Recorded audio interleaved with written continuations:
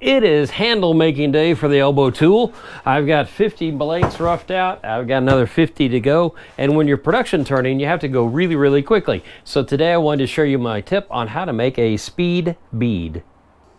So I'm going to turn my American Beauty Robust up to its top RPM.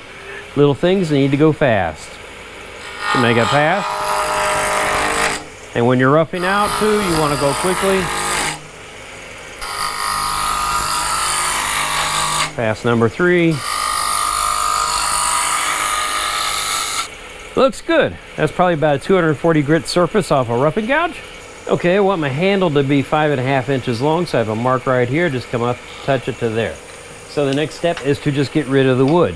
So instead of sitting here and trying to make a bead all the way around, I just come at about 45-degree angle and chop myself back. And I narrow that down there, come here. Now rest the tool.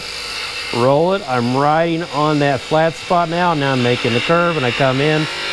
There I go. All I want to do is achieve that curve right there really quickly to make a bead so I can sand this.